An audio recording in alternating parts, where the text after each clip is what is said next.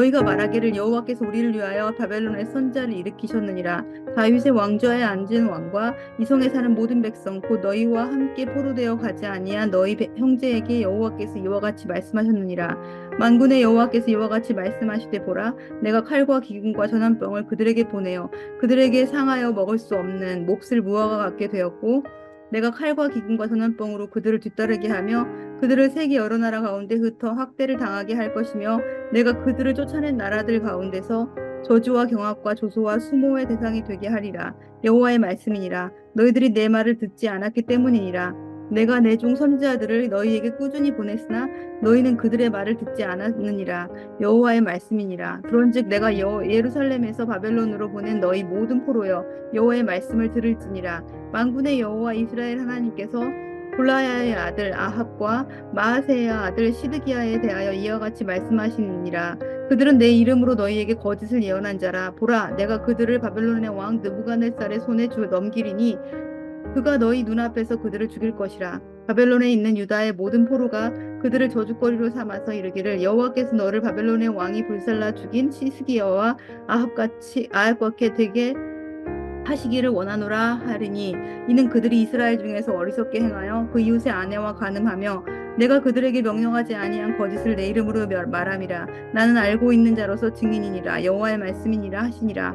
너는 느헬람 사람 스마야에게 이같이 말하리라. 만군의 여호와 이스라엘의 하나님께서 이와 같이 말씀하여 이르시되, 내가 내 이름으로 예루살렘에 있는 모든 백성과 제사장 마아세야 아들 스바냐와 모든 제사장에게 글을 보내 이르기를, 여호와께서 너를 제사장 여호와의 아들을 대신하여 제사장으로 삼아 여호와의 성전 감독자로 세우심은 모든 미친 자와 선지자 노릇을 하는 자들을 목에 씌우는 나무 고랑과 목에 씌우는 쇠고랑을 채우게 하심이거늘, 이제 내가 어찌하여 너희 중에 선지자 노릇을 하는 아나노옷 사람 예레미야를 책망하지 아니하느냐. 그가 바벨론에 있는 우리에게 편지하기를 오래 지내야 하리니 너희는 집을 짓고 살며 밭을 일구고 그 열매를 먹으라 하셨다 하니라. 제사장 스마야의 글을 선지자 예레미야에게 읽어서 들려줄 때에 여호와의 말씀이 예레미야에게 임하여 이르되, 너는 모든 포로에게 전언하여 이르기를, 여호와께서 느헬람 사람 스마야를 두고 이같이 말씀하셨느니라. 내가 그를 보내지 아니하였거늘 스마야가 너희에게 예언하고 너희에게 거짓을 믿게 하였도다.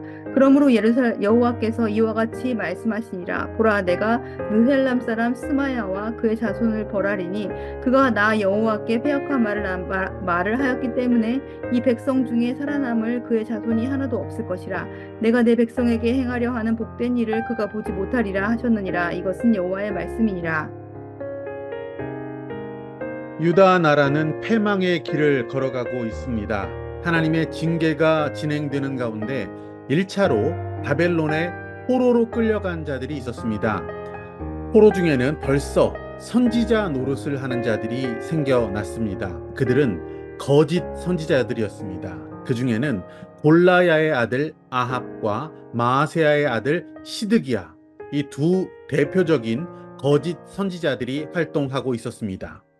그들은 맹목적인 낙관주의를 포로로 잡혀있는 백성들에게 전하기 시작했습니다. 그들은 하나님의 징계가 임했다라는 사실을 부인했습니다. 죄로 인해서 포로로 끌려와 있는 그 현실을 부정하고, 우리는 이제 곧 바벨론의 지배에서 벗어나게 될 것이다. 우리가 이 바벨론에서 더 이상 머물 이유가 없다. 그럴 필요가 없다. 이런 주장들을 이 거짓 선지자들이 펼쳤던 것입니다. 그러자 포로되어 있는 이 백성들의 마음에는 여러 가지 혼란이 일어나기 시작했습니다.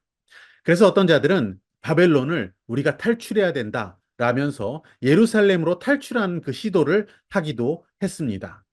이런 거짓 선지자들의 허위 주장, 이것은 참 선지자인 예레미야의 예언과는 많이 다른 것이었습니다.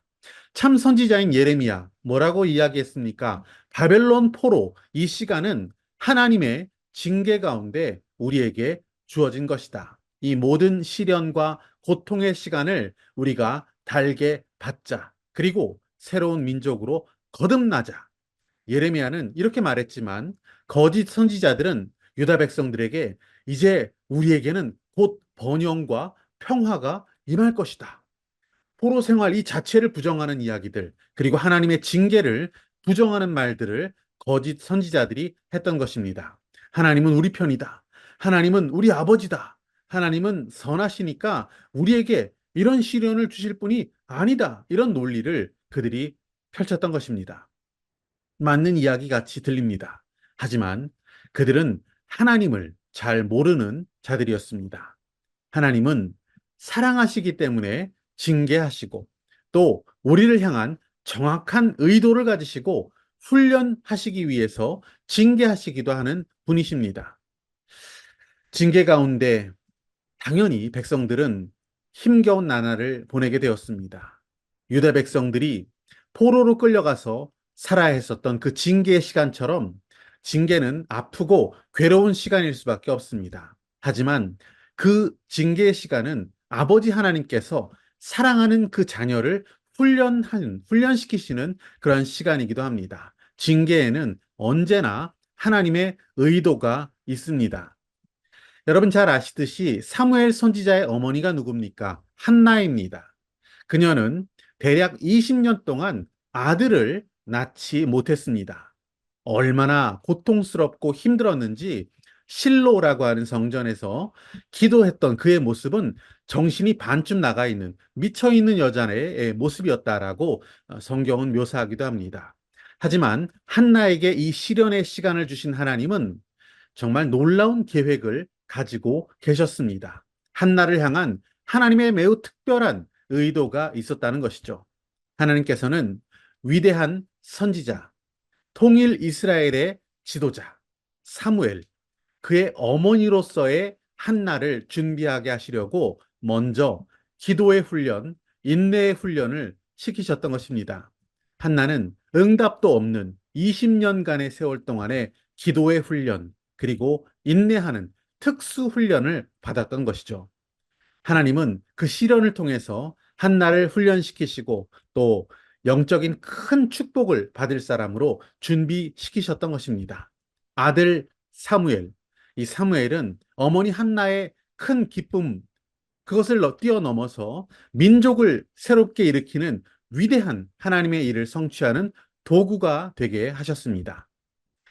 우리도 삶의 여러 가지 상황 속에서 하나님의 의도를 깨달아 알 수 있는 그런 영적인 눈이 열렸으면 참 좋겠습니다. 하나님께서는 그분의 위대한 의도를 가지고 우리에게 때때로 시련을 허락하십니다. 인내하며 기도하는 자, 훈련 가운데 성숙과 믿음의 진전을 이루는 자, 하나님께서는 그를 사용하십니다. 거짓 선지자들은 하나님이 허락하신 고통, 하나님이 허락하신 이 시련의 시간, 그 인내의 시간을 그냥 무시해버리고 싶었습니다. 거짓 예언으로 백성들을 영적인 위험과 혼란에 빠져들게 하고 말았습니다. 예레미야는 하나님의 징계를 부정했던 이 거짓 선지자들에게 임할 하나님의 심판이 무엇인지를 예고하고 있습니다. 징계, 시련과 아픔의 시간입니다. 하지만 이 시간은 우리에게 너무나도 중요하고 필요한 시간입니다. 그저 세상에 살면서 세상에서 내 마음대로 살고 내 욕심대로 죄 짓고 그렇게 살도록 우리를 내버려 두셨다면 이것은 오히려 우리에게 저주가 될 뿐입니다. 하나님의 징계, 나를 하나님에게로 향하게 하시기 위한 시간, 아버지 하나님을 더욱 의지하게 하시는 시간, 기도하며 인내하며 믿음으로 사는 훈련을 허락하시는 아버지, 그 아버지의 징계. 이 모든 것이 그분의 뜻과 의도, 나를 사랑하시는 하나님의 계획이라는 것을 깨닫고 감사하며 그 모든 시간들을 통과할 수 있는 저와 여러분이 되시기를 축복합니다.